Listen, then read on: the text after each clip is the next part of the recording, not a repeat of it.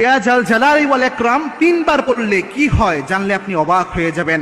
ইয়া জাল জালালি ওয়াল ইকরামের শব্দটা যদি আপনি তিনবার পড়তে পারেন, এটার যে ফজিলত রয়েছে এটা জানলে নিজেই অবাক হয়ে যাবেন, যেটা রাসূল সাল্লাল্লাহু আলাইহি ওয়াসাল্লামের হাদিসের মাধ্যমে জানা যায়। দেখেন আল্লাহর হাবিব সাল্লাল্লাহু আলাইহি ওয়াসাল্লাম তার জীবদ্দশায় যে আমলগুলো করতেন, যে জিনিসগুলো জানিয়েছেন, যে ইনস্ট্রাকশনগুলো দিয়ে দিয়েছেন, এই সবগুলোর মধ্যে বারাকা রয়েছে।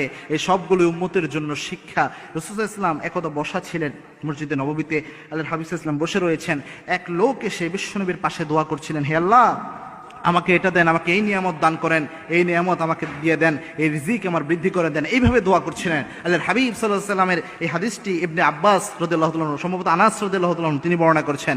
আনাস রাদিয়াল্লাহু তাআলা আনহুকে বিশ্বনবী বললেন, আনাস এই লোক যে এখানে বসে দোয়া করছে, আল্লাহ আমাকে এই নিয়ামত দেন, এই রিজিক দেন, এই জিনিস দান করেন, এই ব্যক্তির দোয়া আল্লাহ খালি হাতে ফেরত দেবে না। কারণ এই ব্যক্তি যখন দোয়া করেছে, এই ব্যক্তি ইসমে আজম দিয়ে দোয়া করেছে, তিনটি শব্দ এই ব্যক্তি পড়েছে। এক নাম্বার পড়েছেন ইয়া হাইয়ুন ইয়া কাইয়ুম, এর পরে পড়েছেন ইয়া জাল জালালি ওয়াল ইকরাম।